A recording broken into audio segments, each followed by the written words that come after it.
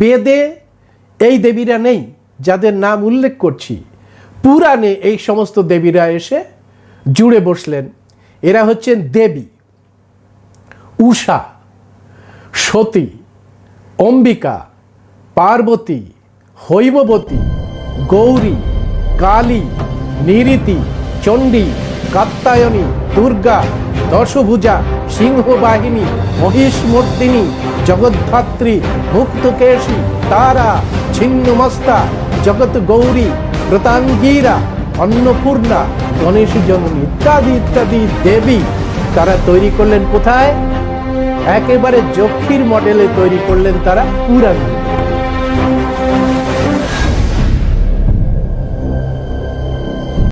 শুভ সন্ধ্যা প্রিয় দর্শক, আপনাদের সবাইকে শুভেচ্ছা জানিয়ে শুরু করছি আজকের খুব গুরুত্বপূর্ণ আলোচনা। কারণ আপনারা এই দুর্গাপূজার ইতিহাস না জানলে বাংলার সামাজিক ক্ষেত্রে, সাংস্কৃতিক ক্ষেত্রে এরকম একটি কদাচারী অবস্থা, হুল্লোড়বাজি চিরকাল চলতে থাকবে। আর বাংলার যে যুব সমাজ, সেই যুব সমাজ ধ্বংস হয়ে যাবে। ফলে এই ইতিহাস আমাদের জানা দরকার যে কবে থেকে বাংলায় দুর্গা পুজোর নামে একটি হুল্লোড়বাজি শুরু হলো।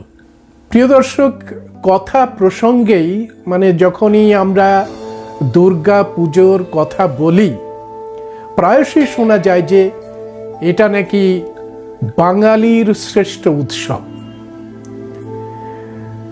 এর মধ্যে দিয়েই নাকি বাঙালিরা শিল্প সাহিত্যে একেবারে বিশ্বের দরবারে রমরম করে উঠেছে। যদি ঘুরিয়ে কেউ প্রশ্ন করে, তার উত্তরে যারা দুর্গা পূজার অনুসারী তারা বলবে, না না, দুর্গা পুজোর মধ্যে যদি উৎকৃষ্টতা কিছু না থাকে তাহলে ইউনেস্কো দুর্গা পুজোকে হেরিটেজ হিসেবে মর্যাদা দেবে কেন? দারুণ প্রশ্ন। আপনি প্রশ্ন করলেন, উত্তরটা এড়িয়ে গিয়ে তারা বলল যে ইউনেস্কো কেন দুর্গা পুজোকে হেরিটেজের মর্যাদা দেবে। অর্থাৎ তারা বুঝতে পারল না যে এই শারদ উৎসবের নামে যে উৎকৃষ্টতা আছে, সেই উৎকৃষ্টতা বহু প্রাচীন কাল থেকেই বাংলায় চলে এসেছে। বিভিন্ন মেলা, বিভিন্ন পরবের মধ্যে দিয়ে একটা মিলন মেলা তৈরি হয় এই শারদ উৎসবের সময়। এটা আমরা এর আগে বলেছি। সুতরাং সেটাই হচ্ছে মিলনের একটি ক্ষেত্র এবং তাকেই হেরিটেজ হিসেবে দেখেছে ইউনেস্কো। দুর্গা পূজার প্রজেকশন আসলে তো একটা ভোগবাদ, একটা হত্যার লীলা, একটা জিঘাংসা, একটা মানুষকে ত্রিশূল দিয়ে খুঁচিয়ে খুঁচিয়ে খুঁচিয়ে খুঁচিয়ে মারা হচ্ছে। চারিদিক থেকে ঘিরে ধরেছে কিছু মানুষ, তাদের হাতে অস্ত্র, সিংহ একেবারে কামড়ে ধরেছে, সাপ দিয়ে ছোবল মারানো হচ্ছে। এ তো মব লিঞ্চিং। সুতরাং এই যে প্রজেকশন, দুর্গা পূজার প্রজেকশন কখনোই কল্যাণকারী একটি প্রজেকশন নয়। এটা হিংসাশ্রয়ী একটা হত্যার প্রজেকশন। দুর্গাপূজা দুর্গাপূজা বলে শহুরে বাবুরা যে চেঁচামেচি করছেন, তো তাদের দ্বিতীয় প্রশ্ন যদি করেন যে কবে থেকে শুরু হলো দুর্গাপূজা, যে উত্তরটা আপনারা প্রথমে পাবেন, সেই উত্তরটা পাবেন হচ্ছে যে রাম রাবণকে বধ করার জন্যে দুর্গার পূজা করেছিলেন 108টি নীল পদ্ম দিয়ে। কেউ বলবেন না না না না, রামের আগে সুরত রাজা দুর্গা পূজার প্রচলন করেছিলেন। কে এই সুরত রাজা? কোথায় তিনি রাজত্ব করতেন? না, সেই কোনো উত্তর নেই। কারণ এই সুরত রাজা হচ্ছে মাইথোলজির একটি কল্প চরিত্র। আসুন আমরা তাহলে দেখি সত্যিকারের যে দুর্গা পূজার ঐতিহাসিক যে বিষয়টি, সেই বিষয়টি কিভাবে আছে, কবে থেকে এই বাংলায় দুর্গা পূজার প্রচলন শুরু হলো। আমি কিন্তু আপনাদের আবার বলে দিচ্ছি, স্মরণ করিয়ে দিচ্ছি যে এ পর্যন্ত দুর্গা পূজা নিয়ে যে কটা গ্রন্থ রচিত হয়েছে, সমস্ত গ্রন্থ রচিত হয়েছে সংস্কৃত ভাষায় এবং নাগরী লিপিতে। অর্থাৎ সংস্কৃত ভাষায় এই রচনা কার্য শুরু হয়েছে, আমি এর আগেও বলেছি, মুসলিম পিরিয়ডের সময়, সুলতানদের সময়। আর নাগরী লিপি আবিষ্কৃত হয়েছে ষোড়শ সপ্তদশ শতকের সময় মুসলিম আমলে। যেহেতু জনশিক্ষার অবস্থা ছিল না এবং ব্রাহ্মণরা যেহেতু দখল নিয়ে নিয়েছিল মুসলিম হারেম উপদেষ্টা হিসাবে, সেই জন্যে ভারতের জনপুঞ্জকে এই শিক্ষা থেকে বঞ্চিত করে রাখা হয় প্রায় ১৫০০ বছর ধরে। সেই ১৫০০ বছর ধরে বঞ্চিত করে রাখে এই ব্রাহ্মণ সমাজ। আর আমাদের তৈরি করা সংস্কৃত ভাষা, পরবর্তীকালে ওদের হাতে তো লিপি ছিল না, এটা অনেক মহাপুরুষ বলে গেছেন যে ওরা একেবারে নিরক্ষর লিপিহীন একটা গোষ্ঠী, তারা লিপি পাবে কোথায়? এই বিষয়টা নিয়ে ধীরে ধীরে ধীরে ধীরে আপনাদের সামনে উন্মুক্ত করে দেব যে এরা কতটা শিক্ষিত ছিল এবং এরা কি ধরনের পরিকল্পনা করতে পারে। বিভিন্ন সংগ্রহশালায় আপনারা যে 4 হাত, 6 হাত, 10 হাত, 20 হাত, 32 হাত যুক্ত নারী মূর্তি দেখেন। ইদানিংকালে এই যে চোরগুলো, এই যে জালিয়াতগুলো তাকে দুর্গা নামে চালিয়ে দেওয়ার চেষ্টা করছে। খেয়াল করে দেখুন, কয়েকদিন আগেই প্রত্নতত্ত্ব বিভাগ হঠাৎ করে চলে যাচ্ছে খনন কার্যের ওখানে, সেখানে গিয়ে একটি মূর্তি, বুদ্ধের ভাঙা মূর্তি, তাকে শিবের মূর্তি বলে চালিয়ে দেওয়ার চেষ্টা করছে। কারা? প্রত্নতত্ত্ব বিভাগ। ভাবতে পারছেন কতটা নির্লজ্জ, কতটা একেবারে মানুষকে বিভ্রান্ত করার জন্যে এই কাণ্ডটা শুরু করেছে এরা দীর্ঘকাল ধরে। কারণ এদের নিজের কোনো সংস্কৃতি নেই, যা দেখছে সেটা নিয়ে কামড়াকামড়ি শুরু করেছে। এই যে মূর্তিগুলো, যেটাকে মহিষ মর্দিনী বলে চালানো হচ্ছে, সেটা আসলে আমাদের যক্ষীদের মূর্তি। আর এই যক্ষীদের মূর্তিগুলোকে হাইজ্যাক করে ওরা দুর্গা নামে চালিয়ে দিচ্ছে। দুর্গা, এই যে মূর্তি তৈরি করার যে ভাস্কর্য জ্ঞান, একটা যাযাবর জাতির কি করে থাকবে বলুন তো? ভাস্কর্য জ্ঞান ইউরেশিয়ান যাযাবরদের ছিল না, তারা জানতোই না কি করে একটা ভাস্কর্য তৈরি করতে হয়। তাহলে এই যে প্রায় খ্রিস্টপূর্ব 150, 200, 300, 400 বছর আগে যে যক্ষী মূর্তিগুলো পাওয়া যাচ্ছে, সেই যক্ষী মূর্তির একেবারে নিখুঁত ভাস্কর্য এদের তো পাওয়ার কথা নয়, কিন্তু এরা দাবি করছে, কামড়াকামড়ি করছে। যেভাবে কামড়াকামড়ি করে সাকেত ভূমি দখল করে নিয়েছে রামের জন্মভূমি হিসাবে। আমরা দেখেছি তো যে নিজে গৌতম বুদ্ধ 16 বছর অবস্থান করেছিল ওই সাকেত ভূমিতে, যেখানে আজকে রামের মন্দির তৈরি হয়েছে। আমাদের কাছে সমস্ত নথি আছে, আমরা প্রকাশ করেছি। এই যে ইউরেশিয়ান যাযাবর, এদের তো লেখাপড়ারও জ্ঞান নেই, লিপিক জ্ঞান নেই, ভাস্কর্যের জ্ঞান থাকার কথাই নয়। এরা পুরুষতান্ত্রিক সমাজে বিশ্বাস করত এবং নারীকে সম্পদ হিসাবে লুণ্ঠন করত ভোগ করার জন্য। নারীকে এরা কি বলেছে? নারীকে বলেছে দাসী, নারীকে বলেছে পাপজনী সম্ভূতা, নারীকে বলেছে নরকের দ্বার। তো সেই ধরনের যে মানসিকতা যাদের মধ্যে থাকে, বিচারধারা যাদের মধ্যে থাকে, তারা নারীর মূর্তি, মাতৃকা মূর্তি রচনা করবে কিভাবে? এরা নারীকে এতটা নিকৃষ্ট হিসাবে দেখে, পাপ জনি সম্ভূত হিসাবে দেখে, তারা নারীর মূর্তি অঙ্কন করবে। নারীর মূর্তি অঙ্কন করতে পারে ভোগের জন্য। আমরা পরবর্তীকালে দেখাবো যে এরা ভোগের জন্য কার কার মূর্তি তৈরি করেছে।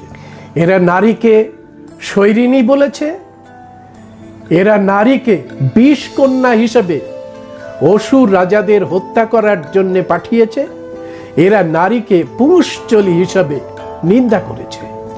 আপনারা খেয়াল করে দেখবেন যে বুদ্ধ পরম্পরায় বহু যক্ষীর মূর্তি আছে। সেই যক্ষীর মূর্তি প্রতীকী মূর্তি, অর্থাৎ কোনো একটি রাজরানী, যাকেই আসলে যক্ষী বলা হতো, তিনি অঢেল ধ্যান ধান করেন, সমস্ত কিছু বিতরণ করে দেন, তো তাকে মুক্ত হস্তে দান করার জন্য এই যে প্রতীক, তাকে সহস্র মূর্তি, সহস্র হাত যুক্ত যক্ষী হিসাবে নির্মাণ করেছে আমাদের ভারতের শিল্পীরা। এই নারী মূর্তিগুলো আমরা সমস্ত জায়গায় পাচ্ছি, কিন্তু ওদের কোনো নারী মূর্তি আমরা এই প্রত্নস্থল থেকে আমরা দেখতে পাইনি। আর তারপরে হচ্ছে দুর্গা। দুর্গাকে কল্পনা করা হচ্ছে এখানে কিভাবে?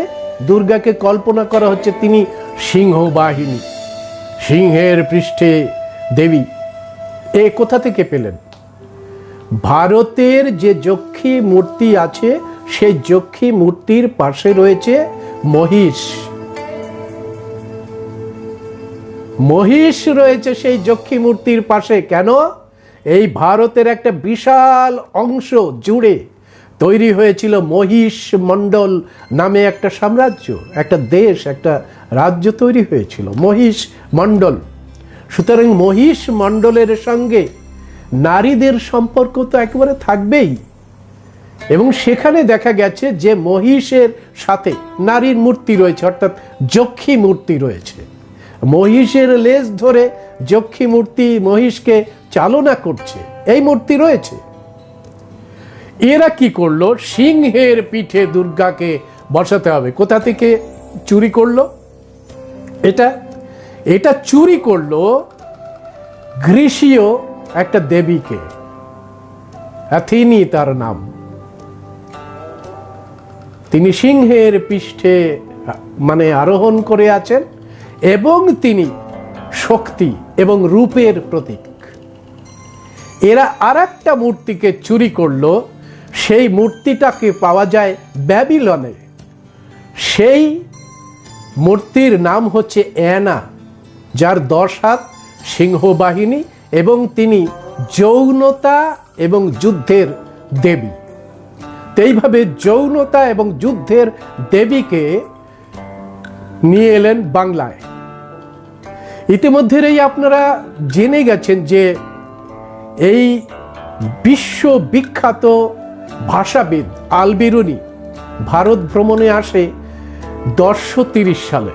তিনি তখন জিজ্ঞাসা করেন ব্রাহ্মণদের যে তোমরা এত সব কথা বলছো, তো তোমাদের লিখিত গ্রন্থ কি আছে? আল-বিরুনিকে কিচ্ছু দেখাতে পারেনি ব্রাহ্মণরা। না দেখাতে পেরেছে বেদ, না দেখাতে পেরেছে উপনিষদ, না দেখাতে পেরেছে রামায়ণ মহাভারত, না দেখাতে পেরেছে একটিও পুরাণ। অর্থাৎ 1030 সাল পর্যন্ত ব্রাহ্মণরা ছিল সম্পূর্ণরূপে নিরক্ষর। তাদের যা যা সম্পদ ছিল এই মাথায় নিয়ে ঘুরে বেড়াতো, আর এক এক ব্রাহ্মণ এক এক রকমের কথা বলে মানুষকে বিপদ চালিত করত। এইভাবে সুলতানদেরও বিপদ চালিত করেছে। কিন্তু আল-বিরুনি আসার পরে যখন তারা বুঝলো যে লিখিত দলিল যদি না থাকে তাহলে এই সমস্ত ধড়িবাজি পানা ধোপে টিকবে না, সেগুলো লিখিত আকার দিতে হবে। আর এই কারণে সুলতানদের বদান্যতায় এই যে নিরক্ষর ব্রাহ্মণরা লেখাপড়া শিখতে শুরু করলো। তখন কি করলো? কায়দাটা শিখিয়ে গেছেন আল-বিরুনি যে এইভাবে লিখিত আকার দিতে হয়। সুতরাং তারা তোলকাপ্পিয়াম নামে যে লিপি, বর্ণমালা, সেই বর্ণমালাকে চুরি করে এনে এখানে আমাদের যে ধম্মলিপি ছিল সেই ধম্মলিপির সঙ্গে পাঞ্চ করে তার নাম দিলেন নাগরি লিপি। আর সেই নাগরি লিপিতে লেখা শুরু হলো ওদের যে সমস্ত সাহিত্যের ভাণ্ডার।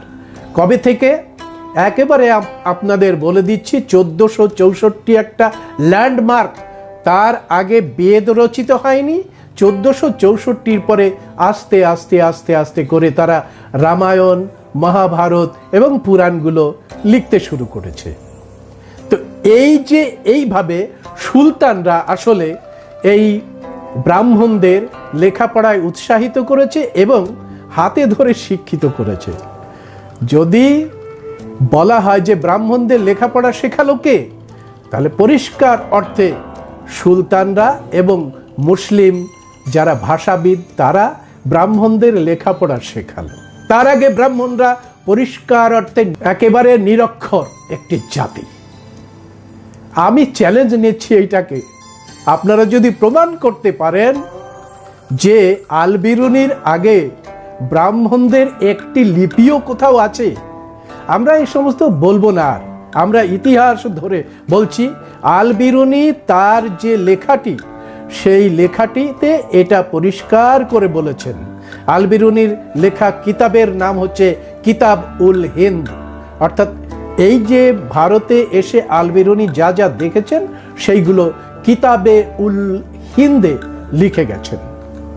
এখন ইতিমধ্যেই আপনারা বুঝে গেছেন যে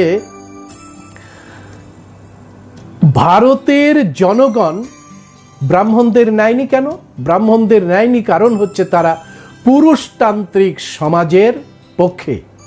নারীকে তারা নরকের দ্বার মনে করে, ভোগের সামগ্রী মনে করে, পাপ জনি মনে করে। আল বিরুনির পরে তারা যখন দেখলো যে সাহিত্য যখন রচনা করব, সেই সাহিত্যে যদি এই পুরুষতান্ত্রিক প্রধান বিষয় থাকে, তাহলে তো বাংলার জনগণ, ভারতের জনগণ নেবে না। তখন তারা কি করলো, এই যে যে যক্ষীগুলো আছে আমাদের বিভিন্ন, সেই যক্ষী মূর্তির আদলে পৌরাণিক দেবীদের সৃষ্টি করলেন। পৌরাণিক দেবীদের সৃষ্টি করে তারা এই বিভিন্ন পুরাণে লিখতে শুরু করেন। এই পৌরাণিক দেবীগুলো কারা জানেন? বেদে এই দেবীরা নেই যাদের নাম উল্লেখ করছি, পুরাণে এই সমস্ত দেবীরা এসে জুড়ে বসলেন। এরা হচ্ছেন দেবী উষা, সতী, অম্বিকা, পার্বতী, হৈমবতী, গৌরী, কালী, নিরীতি, চণ্ডী, কাত্যায়নী, দুর্গা, দশভুজা, সিংহবাহিনী, মহিষমর্দিনী, জগদ্ধাত্রী, মুক্তকেশী, তারা, ছিন্নমস্তা, জগৎ গৌরী, প্রতাঙ্গীরা, অন্নপূর্ণা, গণেশ জননী ইত্যাদি ইত্যাদি দেবী তারা তৈরি করলেন কোথায়? একেবারে যক্ষীর মডেলে তৈরি করলেন তারা পুরাণগুলোতে। ভারতের ব্রাহ্মণরা বললেন যে দেবী দুর্গা যে বর্ণনা, রূপ আসল বর্ণনা রয়েছে কোথায়? রয়েছে মার্কণ্ডেয় পুরাণে। এই যে মার্কণ্ডেয় পুরাণ, এই মার্কণ্ডেয় পুরাণে দেবী দুর্গার আসল রূপটা রয়েছে। তো মার্কণ্ডেয় পুরাণ নিয়ে আলোচনা একটু পরে আসব। বরাহ পুরাণে দেবীর একটা জন্ম কাহিনী আমি একটু পড়ে শোনাই। এই বইটা দেখুন, বাবা সাহেব ডক্টর বি.আর. আম্বেদকরের রচনাবলী, 4th খণ্ডে বাবা সাহেব লিখছেন 106 পাতায়। এটা প্রকাশিত হয়েছে ডক্টর আম্বেদকর প্রকাশনী থেকে। সেখান থেকে আমি একটু পড়ে শোনাই আপনাদের, তখন বুঝতে পারবেন যে দেবীর কল্পনা কি করে শুরু করলো ব্রাহ্মণেরা। কৈলাস পর্বতে শিব দর্শন করতে গিয়ে ব্রহ্মা শিবের দ্বারা এইভাবে সম্বোধিত হয়েছেন, হে ব্রহ্মা, তুমি শীঘ্র বলো কেন তুমি আমার নিকটে এসেছো? কে বলছে? শিব।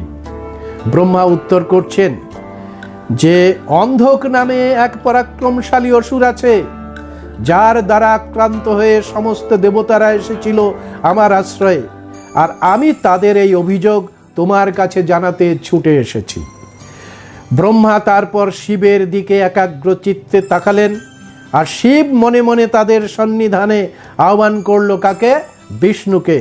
তখন এই 3 দেবতা এবার যেই পরস্পরের দিকে তাকালেন, অমনি তাদের তিনটি তেজময় দৃষ্টি থেকে জন্ম নিল দিব্য লাবণ্যময়ী নীলবর্ণ পদ্ম পাপড়ি সদৃশ আকাশের ন্যায় নীলাভ রক্তভূষিতা এক কুমারী কন্যা, যে ব্রহ্মা বিষ্ণু ও শিবের সামনে আলাদা আলাদাভাবে প্রণাম নিবেদন করল।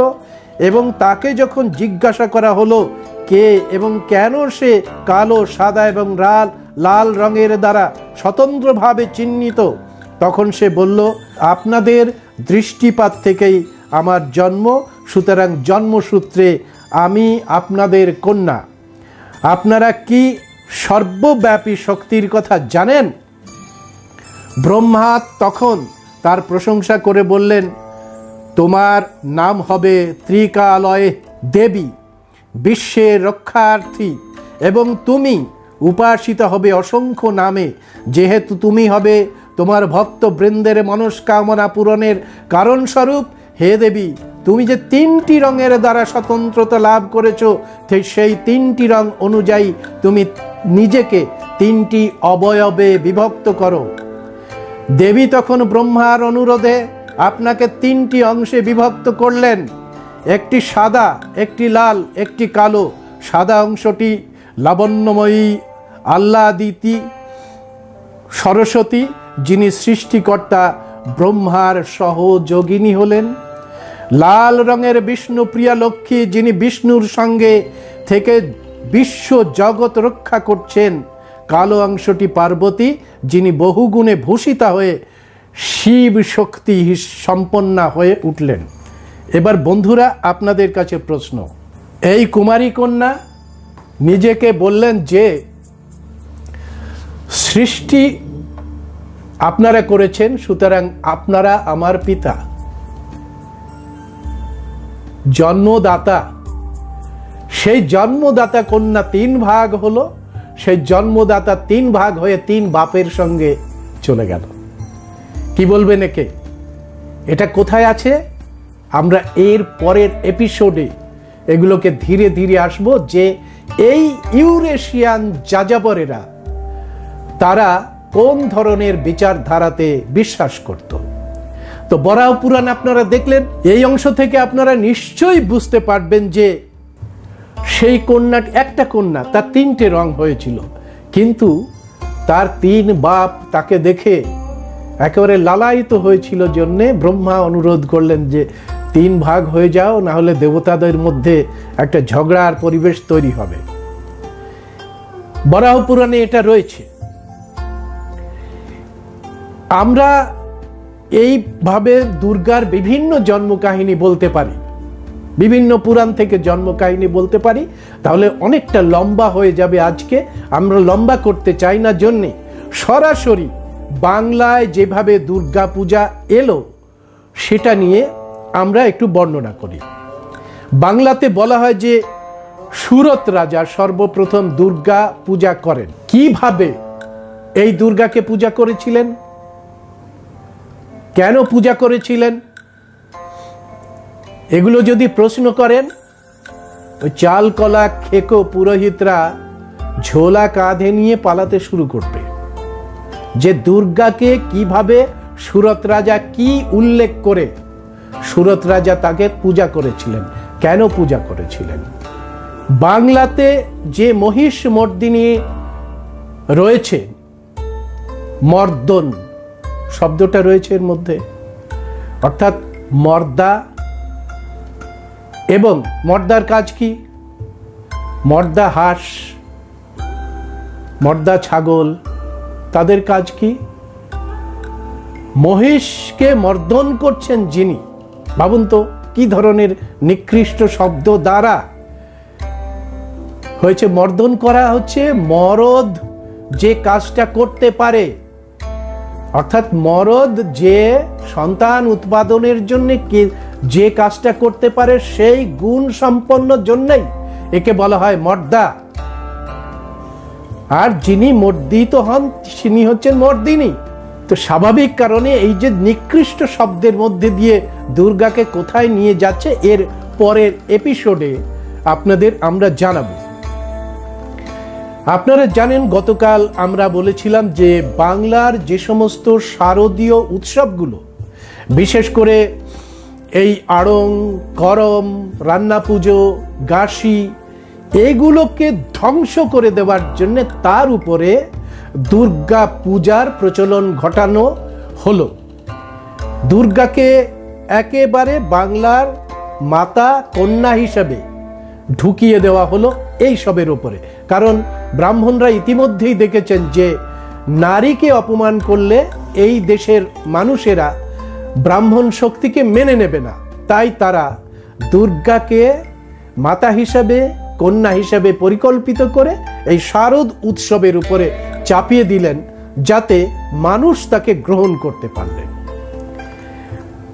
উমাকে কি করলো? উমাকে তার ছেলে মেয়ে নিয়ে শারদ ষষ্ঠীতে বাবার বাড়িতে আসবে এরকম একটা পরিকল্পনা তৈরি করলো।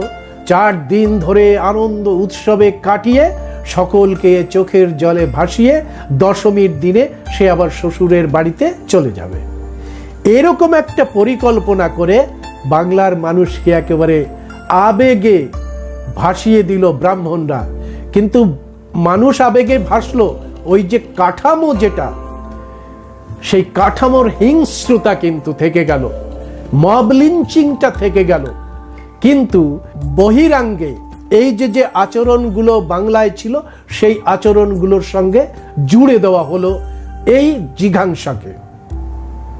এইভাবে সুচতুর ব্রাহ্মণরা রণরঙ্গিনী মূর্তির আড়ালে এক স্নেহশীলা কন্যা রূপে পূজার আয়োজন শুরু করে দিল। এর আগে আপনারা দেখলেন যে শিবকে কিভাবে ওরা নামিয়েছিল বাংলার এই ক্ষেত্রে। একেবারে উচ্ছৃঙ্খল একটা অবস্থা তৈরি করার জন্যে, মানে জোড়ো একটা পরিবেশ তৈরি করার জন্যে শিবকে নামানো হলো। এবার দুর্গাকে মাতা হিসাবে, কন্যা হিসাবে নামিয়ে দেওয়া হলো। আর নামিয়ে দিলে হবে না, তো কিছু লিখতে হবে, তো দলিল লিখতে হবে এরকম। তা দলিল লেখার কাজে হাত দিল। আবার আমি বলছি, এই দলিল লেখা হয়েছে, অর্থাৎ পুরাণগুলো, স্মৃতি শাস্ত্রগুলো লেখা হয়েছে সংস্কৃত ভাষায়। পুরাণগুলো লেখা হয়েছে, সেই পুরাণগুলো লেখা হয়েছে নাগরী লিপিতে, অর্থাৎ একেবারে পরিষ্কার করে আপনারা বুঝে যাবেন। এবং এগুলো কাগজে প্রকাশিত গ্রন্থ হিসাবে প্রকাশ করা হয়েছে, অর্থাৎ কাগজ কল নির্মাণ হয়েছে। 1, 2 নাম্বার হচ্ছে প্রিন্টিং যে মেশিন, সেই প্রিন্টিং মেশিন বা ছাপাখানা যখন এসে গেছে শিল্প বিপ্লবের ফলে, তারপরে ব্রাহ্মণরা এই সমস্ত নির্দ্বিধায় লিখে গেছে, একের পর এক লিখে গেছে। তো স্বাভাবিক কারণে এই কাজে যারা প্রথম দিক থেকে কাজ করেছিল তাদের মধ্যে সুলোপানি তার বইটা লেখে দুর্গোৎসব বিবেক। জীমূত বাহন, তার গ্রন্থের নাম দুর্গোৎসব নির্ণয়। শ্রীনাথ আচার্য, তার গ্রন্থের নাম দুর্গোৎসব বিবেক। রঘুনন্দন, তার গ্রন্থের নাম দুর্গোৎসব। আর সব থেকে পপুলার একটি বই যিনি লিখলেন তার নাম বিদ্যাপতি, আর সেই বইটির নাম কালিকা পুরাণ। সুতরাং এতগুলো গ্রন্থ একসঙ্গে লিখে বাংলায় নামিয়ে দেওয়া হলো। এবং ইংরেজদের বদান্যতায়, ইংরেজদের ছাপাখানার বদান্যতায় এর আগে আমি দেখিয়েছি যে ইংরেজরা সহযোগিতা না করলে, ওয়ারেন হেস্টিংস সহযোগিতা না করলে ব্রাহ্মণরা ইংরেজ আমল পর্যন্ত কোনো কিছু করতে পারত না। সুতরাং ইংরেজ আমলে এই সমস্ত ছাপাখানা থেকে বেরিয়েছে এই সমস্ত গ্রন্থ। আমরা কেন এসব বলছি? কারণ যখন ওদের কাছে চাওয়া হয়েছে যে তোমাদের কাছে লিখিত কি আছে, কারণ তালপাতায় লেখা যে টেকনোলজি ওরা জানে না, সূক্ষ্ম বাকলের ওপরে যে লেখার টেকনোলজি ওরা জানে না। জানে ভারতের আদি মানবেরা, সূক্ষ্ম বাকলের ওপরে তাকে গ্রন্থ হিসাবে রেখে দেওয়া হয়েছে। সেই অশোকের সময় থেকে টিপিটক রেখে দেওয়া হয়েছে।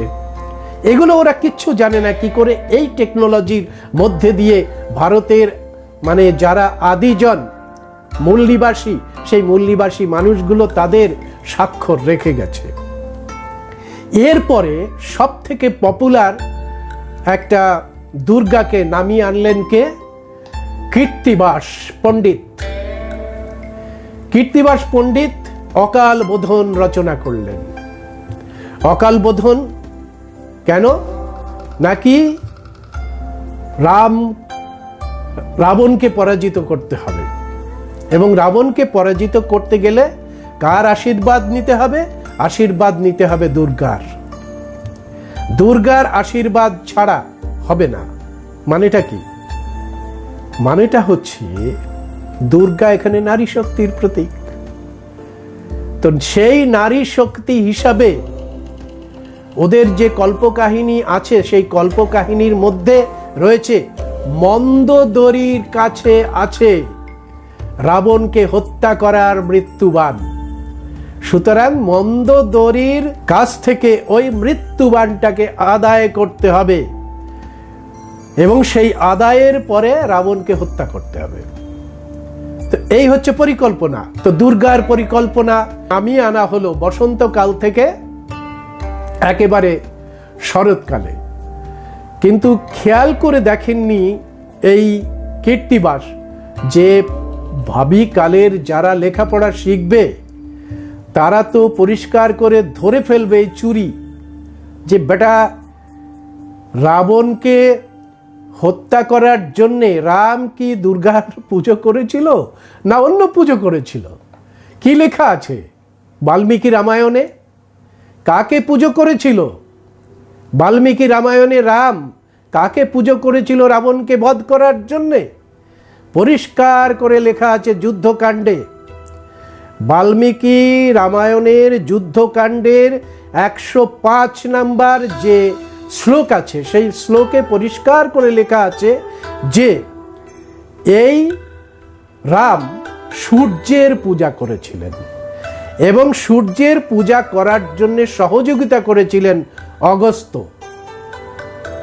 সেই অগস্ত্য সহযোগিতা করেছিলেন। তাহলে এই বাল্মীকি রামায়ণের এই যে জায়গাটাকে ছেড়ে দিয়ে কীর্তিবাস পণ্ডিত শরৎকালে নামিয়ে আনলেন কেন? আর শরৎকালে নামিয়ে এনে কি করলেন? সাংঘাতিক ব্যাপার।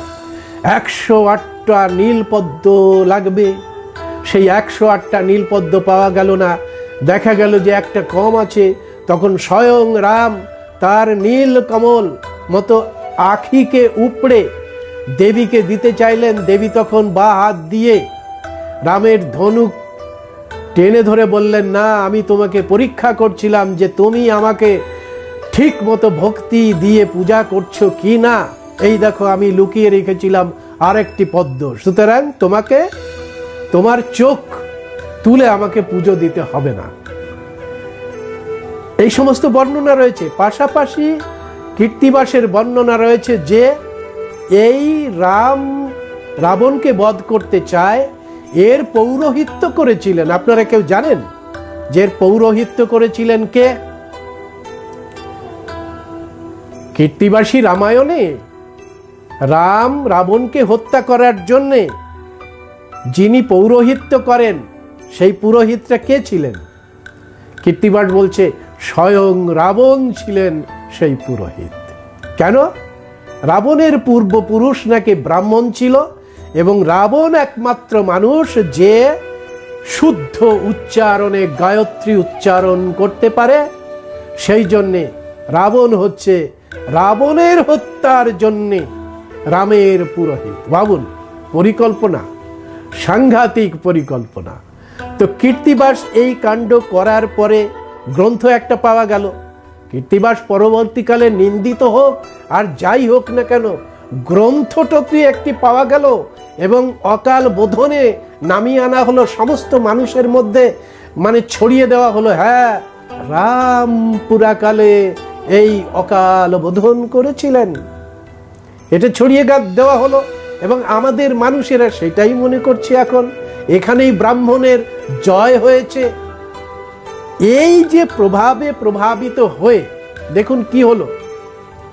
বাংলায় প্রথম মানে দুর্গার পূজার পরিকল্পনা করছে কে? পরিকল্পনা করছে তাহেরপুরের জমিদার রাজা কংস নারায়ণ খান, তিনি তার রাজবাটিতে এই দুর্গাপূজার পরিকল্পনা করলেন। কিভাবে? রাজারা যখন খুব শৌর্য বীর্যে প্রতাপান্বিত হয়ে ওঠে, তখন অশ্বমেধের পরিকল্পনা করলেন কে? কংস নারায়ণ। কংস নারায়ণ এই পরিকল্পনা করলে তার যে পণ্ডিত, কংস নারায়ণের সভা পণ্ডিত, তিনি বললেন যে এই সময় তোমার দিগ্বিজয় করা উচিত হবে না, কারণ এই যে কালটি, সেই কালটি তোমার এই দিগ্বিজয়ের কাল নয়। তুমি কি করো? অশ্বমেধ যজ্ঞ না করে তুমি দুর্গা পুজো করো, অর্থাৎ যজ্ঞ করার বাসনা ছেড়ে দাও। এই যে অশ্বমেধ যজ্ঞ করার বাসনা ছেড়ে দাও। তার কুল পুরোহিত রমেশচন্দ্র শাস্ত্রী বোঝাতে পারলেন যে তুমি যদি দুর্গা পুজো করো তাহলে অশ্বমেধের মতোই তোমার ফল লাভ হবে। তখন রাজা 1500 শতকের পরে রাজা কংস নারায়ণ তখন 8 লক্ষ টাকা ব্যয় করে বিপুল লোক লস্কর লাগিয়ে পূজা শুরু করলেন। ভাবতে পারছেন 8 লক্ষ টাকা তখন সাংঘাতিক টাকা, স্বর্ণ মুদ্রা, টাকা তো নয়, স্বর্ণ মুদ্রা। 8 লক্ষ স্বর্ণ মুদ্রা ব্যয় করে এই পুজোটা করলেন। দেখবেন বাবার শ্রাদ্ধ করতে হবে, ব্রাহ্মণকে দিতে হবে, এত এত লোক লস্করকে খাওয়াতে হবে। আমার মানুষরা এখনো জমি বিক্রি করে এই ব্রাহ্মণকে তুষ্ট করার ব্যবস্থা করে। এই কংস নারায়ণ তখন ধার দেনা করে 8 লক্ষ টাকা ব্যয় করে দুর্গাপুজো করলেন, আর এই দেনার দায়ে তিনি একেবারে নিঃস্ব হয়ে গেলেন। কংস নারায়ণ নিঃস্ব হয়ে গেল, কিন্তু আসল বিষয়টা তো টিকে থাকলো, অকাল বোধন। চরিতার্থ হলো ব্রাহ্মণের যে মানসিকতা, ব্রাহ্মণের যে কৌশল, সেটা প্রতিষ্ঠিত হলো। বাংলায় প্রথম দুর্গাপূজার প্রচলন হলো এই সময় থেকে। এটা বিভিন্ন যে স্কলার তারা লিখে গেছেন যে কংস নারায়ণ তাহেরপুরের রাজা এইটা করেছিলেন। অনেকে তাহেরপুরকে একেবারে রাজশাহীর তাহেরপুরে নিয়ে যেতে চান। আমরা ঐতিহাসিকভাবে দেখেছি যে না, কংস নারায়ণ পাশেই শান্তিপুরে বসবাস করতেন কীর্তিবাস ওঝা বা কীর্তিবাস পণ্ডিত, তিনি বাস করতেন ফুলিয়াতে, আর পাশেই হলো তাহেরপুর। সুতরাং এইটাকে অনেক বেশি অথেন্টিক বলে আমাদের মনে হয়। তো এই ঘটনার পরে এই নিঃস্ব হয়ে গেল, দেনার দায়ে নিঃস্ব হয়ে গেল, ঘর বাটি সব শেষ হয়ে গেল। আমরা যখন তাহেরপুরে যাব দেখব কংস নারায়ণ সেই ধ্বংসাবশেষ রয়েছে, কেউ নেই, বংশধররা শেষ হয়ে গেল, ওখান থেকে চলে আসতে বাধ্য হলো। এরকম একটা অবস্থা দেখে দীর্ঘ প্রায় 200 বছর ধরে বাংলায় দুর্গাপূজা হয়নি, কেউ দুর্গাপুজো করে। এর মধ্যে কি হয়েছে? এর মধ্যে ইংরেজরা এসেছে। ইংরেজরা এসে তার বিজয় কেতন উড়িয়ে দিয়েছে। তার ব্যবসা বৃদ্ধি করার জন্য একেবারে সৈন্য বহর নিয়ে ভারত দখল করতে এসে গেছে। পলাশির যুদ্ধে দেশীয় রাজা, জমিদার আর দালালদের সহযোগিতায় সিরাজকে যখন পরাজিত করেন লর্ড ক্লাইভ, তখন এই যে দেশীয় রাজাদের মধ্যে উপস্থিত ছিলেন দুজন, এক হচ্ছে কৃষ্ণচন্দ্র রায়, একেবারে পলাশির পাশে যার রাজত্ব, কৃষ্ণনগরের কৃষ্ণচন্দ্র রায়, আর 2 নাম্বার হচ্ছে নবকৃষ্ণ দেব। এই দুজন সহযোগিতা করে, আরো অনেক দালালরা সহযোগিতা করে। এই যে সিরাজকে পরাজয় করার পরে যে বিজয় হাসিল হয়, লর্ড ক্লাইভ নবকৃষ্ণ দেবকে বোঝানোর চেষ্টা করে শোভাবাজারের রাজা, এই যে লুট করা, সিরাজের মানে ভান্ডার থেকে লুট করা টাকা পয়সা নবকৃষ্ণ দেবকে অনেকটা পাইয়ে দেন লর্ড ক্লাইভ। কৃষ্ণচন্দ্র রায় অনেকটা পান। ফলে এরা কি করছে, তাদের প্রতিপত্তি দিনে দিনে বেড়ে যায় এবং রাতারাতি রাজা মহারাজা ইত্যাদি উপাধি পাওয়ার পরে এরা সারা বাংলায় একটা ফিগার হয়ে দাঁড়ায়। নবকৃষ্ণদেব, কৃষ্ণচন্দ্র রায় এই গোটা বিষয়টা নিয়ে একটা মানে দারুণ বই লিখেছেন নিক রবিন্স। নিক রবিন্স তার the corporation that charged the world, how the East India Company shaped the modern multinationals, এই বইতে পরিষ্কার করে লিখেছেন যে কে কতটা ভাগ পেয়েছিল এবং কিভাবে এই লুঠের যে মানে সম্পদ বিতরণ হয়েছিল। তো এরপরে লর্ড ক্লাইভ একটা দারুণ উদ্যোগ নেন। তিনি বলেন যে রাজা নবকৃষ্ণদেবকে বলেন, রাজা তুমি এক কাজ করো, তুমি এই যে বিজয় হাসিল হয়েছে এবং যার জন্যে তুমি রাজা পেয়েছো, রাজা বাহাদুর উপাধি পেয়েছো, এই উপাধি এবং রাজা মহারাজার যে সৌরভ দেখানোর জন্যে একটা বিজয় উৎসব করো। কোথায় করবে? সুতানটিতে। সুতানটি শোভাবাজারে অঞ্চলে তার তালুকদারি, বিশাল তালুকদারি পেয়ে গেল এই নবকৃষ্ণ দেব। 1766 সালে শোভাবাজারে শুরু করলেন তোড়জোড়। এই কথাটা কোথায় পাবো? একটা অথেন্টিক মানে রবিবাসরীয়তে, আনন্দবাজারের একটা রবিবাসরীয়তে একটা অথেন্টিক লেখা লিখেছিলেন এক সাংবাদিক। তার লেখাতে আমরা পেয়ে যাব যে কিভাবে এই পুজোটা হয়েছিল আর এই নবকৃষ্ণ দেব কে ছিলেন। তো স্বাভাবিকভাবেই মানে হিন্দুরা যাতে খেপে না যায়, কারণ অনেকে বলছিল না ওই গঙ্গায় ডুবিয়াছে হায় ভারতের দিবাকর, উদিবেশরে বই আমাদের খুনে রাঙিয়া পুনর্বার। দ্বিজেন্দ্রলাল লিখেছে, ভাবুন কৃষ্ণচন্দ্র রায়ের বংশধর, তার পূর্বপুরুষ সহযোগিতা করেছিল সিরাজকে হত্যা করার জন্য, সিরাজকে পরাজিত করার জন্য। তারপরে লিখছেন দ্বিজেন্দ্রলাল যে ওই গঙ্গায় ডুবিয়াছে হায় ভারতের দিবাকর। কতদিন পরে এটা বুঝতে পাচ্ছেন দ্বিজেন্দ্রলাল রায়।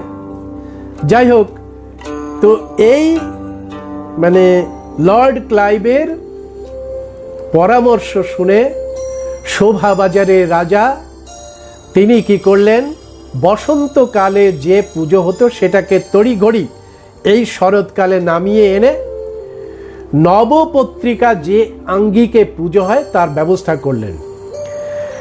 দেখতে দেখতে গড়ে উঠল একটা আটচালা প্রতিমা।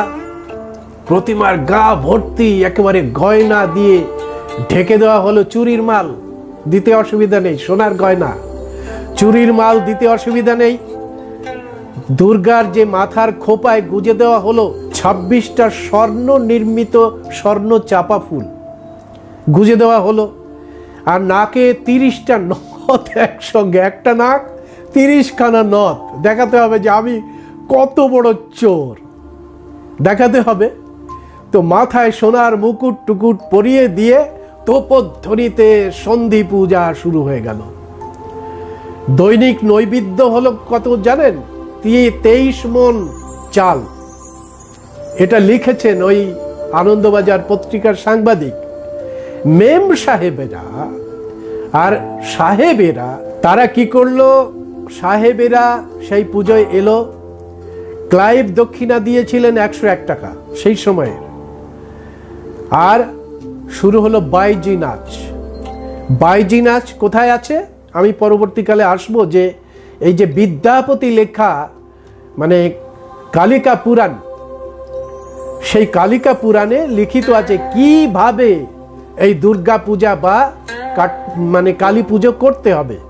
বাইজি নাচ শুরু হলো, পায়রা ওড়ানো শুরু হলো, বুলবুলি ওড়ানো শুরু হলো, আর অঢেল মদের ফোয়ারা, পান ভোজনের অনুষ্ঠান তৈরি হলো ওই নবকৃষ্ণ দেবের শোভাবাজার রাজপ্রাসাদে। বিজয় উৎসব এই বিজয় উৎসবের পরে নবকৃষ্ণদেব সকলের সঙ্গে কোলাকুলি করলেন এবং তার সৌরভ চারিদিকে ছড়িয়ে পড়ল। এখন ছোট ছোট যে রাজত্বগুলো আছে, বিশেষ করে ওয়ারেন হেস্টিংসের পরে জমিদারেরা জমিদারিত্ব পেয়ে গেছে, জমিদারেরাও একেবারে প্রতিযোগিতা শুরু করে দিলেন যে তাদের সৌরভ, তাদের গৌরব দেখানোর জন্যে তারা যে যে অঞ্চলে জমিদারিত্ব পেয়েছে সেই জায়গায় জমিদারিত্ব মানে দেখানোর জন্য শুরু করে দিলেন এই যে হুল্লোড়বাজির পুজো, দুর্গা পুজো। এইভাবে জমিদার যোদ্ধার প্রতাপ প্রতিপত্তি দেখানোর জন্য এই দুর্গা পূজার উৎসবে মেতে উঠল।